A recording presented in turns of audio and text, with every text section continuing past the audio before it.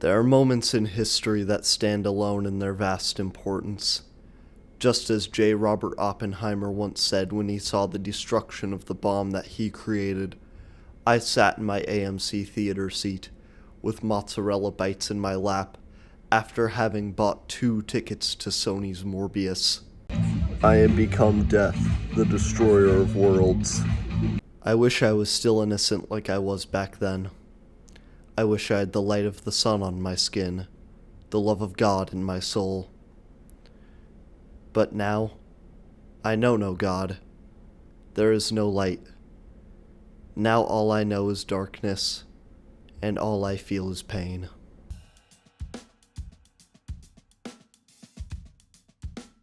Sony Pictures has been hungry and desperate for years. The time when it became most obvious was The Amazing Spider-Man 2. But hungry for what? A world of their own. The Sony executives have already been drooling over the MCU for the better part of a decade, and now they're even giving fuck me eyes at DC ever since Joker went and made $1 billion. So now they think villain solo movies are a viable strategy. There are a couple of problems with this approach. Number 1, Joker is about the Joker. Morbius is about Morbius. Number 2, even though I'm not the biggest fan of Joker, that movie was clearly made with a lot of passion and heart, but this movie is about Morbius. But that's enough preamble, I guess. Let's just do spoilers. Man, who fucking cares? It's Morbius.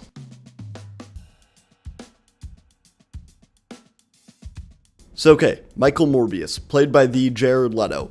He has a disease that makes his bones and his blood bad, so he's a sick boy. He's real sick. So he puts vampire bat DNA in his body and becomes Morbius, which is a very funny superhero name because it's just his last name. So okay, Michael Morbius, he gains a lot of some vampire and some non-vampire related abilities. He can bite people, his face gets ugly. He can see where the wind is going, I think that's what that one was. He's got super strength, he's got super speed. There's this really ugly mist that comes off of everything that only he can see, I think. This movie, for the most part, isn't even, terrible. It's just nothing. So much of this movie is just so incredibly bland that just washes over you and becomes, just a disgusting sensation. I cranked out this script right after I saw the movie because I could feel Morbius leaking out of my brain. By that evening, by 7 p.m., I forgot that I saw the movie. I saw this movie at 2 p.m.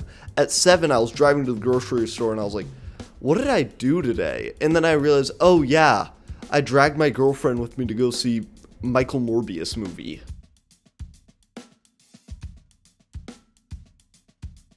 First off, this movie is an absolute visual nightmare. It's one of the most blue movies I've ever seen, in the same category as the original Twilight and Venom's 1 and 2, which all makes sense. And speaking of the Venom movies, I don't like them personally, but I get why someone would.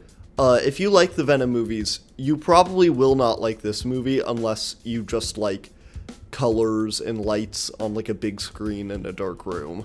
The Venom movies at least have funny performances, but this movie is so devoid of any sort of joy or life.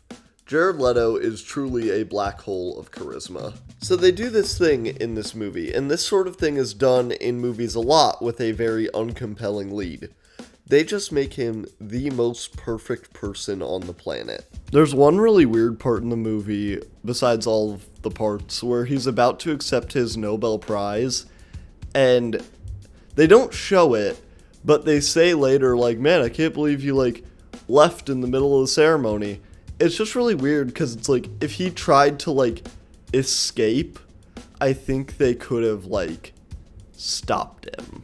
Just so that he can hang out with a little girl at the hospital he works at. They just make it so, besides the fact that he's a vampire and, wants to drink blood, he's a perfect, altruistic, virtuous person, and it is so boring.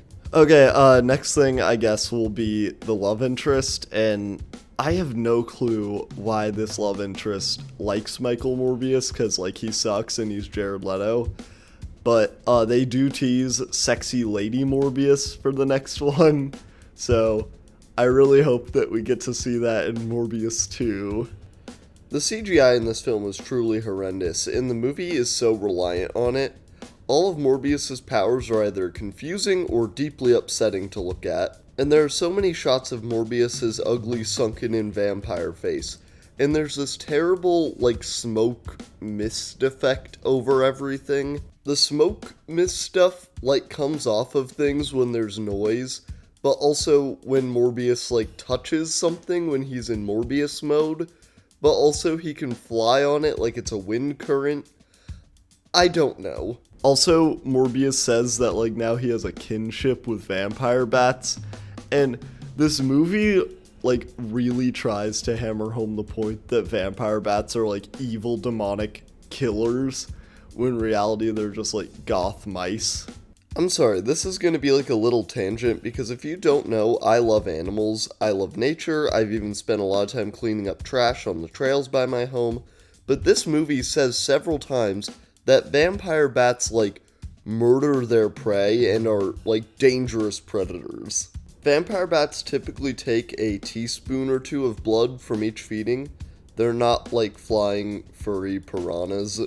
Anyways, onto the best part of the movie, Matt Smith as evil Michael Morbius. Matt Smith plays a rich guy with the same disease as Mr. Michael Morbius, and they meet at this weird Greek hospital when they're children. There's this really confusing, minor plot point where when young Matt Smith and young Morbius meet each other at, the children's hospital, young Morbius calls young Matt Smith Milo after the, last kid that was there, who's dead now, just, be, an asshole, I guess, and, then, I don't know, some time goes by, and he keeps calling him Milo, and then young Matt Smith, almost dies, and then Michael Morbius saves him, because Michael Morbius is the best person on the planet, and then young Matt Smith, who had, a different name at this point, because he's, 10, it's not like he came and was I've got no name to me name.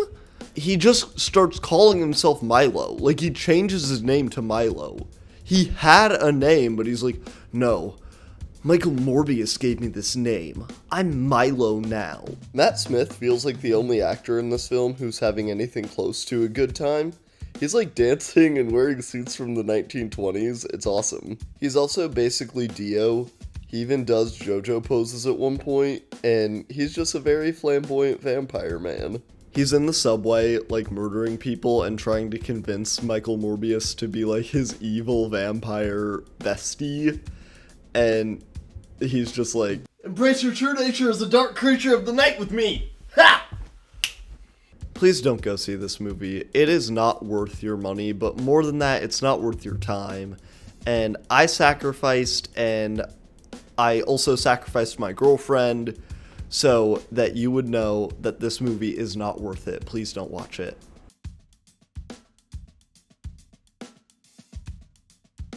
So there's a very special character that I have not mentioned yet. Tyrese Gibson as Simon Stroud. He's a law enforcement officer who's pursuing Michael Morbius and Matt Smith. Before the film came out, Tyrese was hyping up Simon Stroud as this badass with this cybernetic arm that will, and I quote, mess a lot of people up. So they had this character, and apparently, if Tyrese is to be believed, had him do all this cool, badass, and probably relatively exciting stuff. But then they just left all that stuff on the cutting room floor, but kept in this boring nothing character, just to have him. And I think that that is such a good little microcosm of the Sony Marvel films.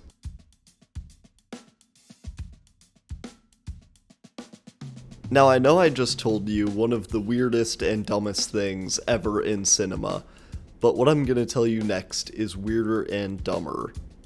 And I guess, spoilers for No Way Home, but if you haven't seen it by now, don't complain, this is your fault. So the MCU Vulture is in prison, and there's the big purple space tear from No Way Home in the sky. And then the Vulture gets transported to the Sonyverse. And then Michael Morbius drives out to the desert and meets a slightly redesigned Vulture. And then the Vulture basically tells Morbius that he wants to form a Sinister Six. This is the worst post-credit scene I have ever witnessed.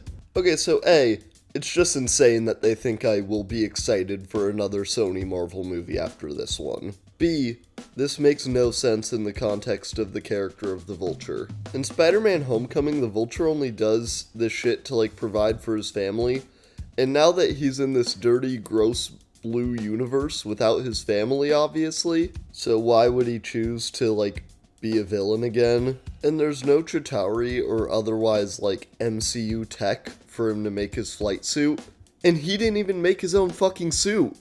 This is just the worst. But it's so emblematic of these movies. It's 45 seconds. It is a 45-second trailer for a hypothetical movie. And they fucked that up. It's 45 seconds.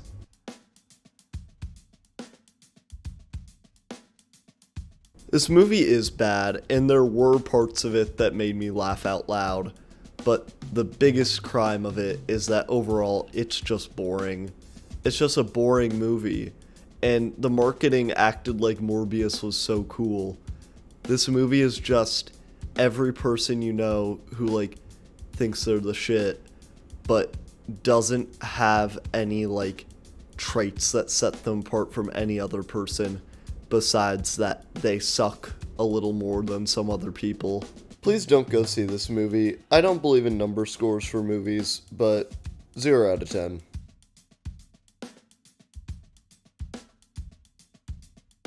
Hey everyone, thank you for watching that video. I hate Morbius. God, man, fuck that movie. It's terrible.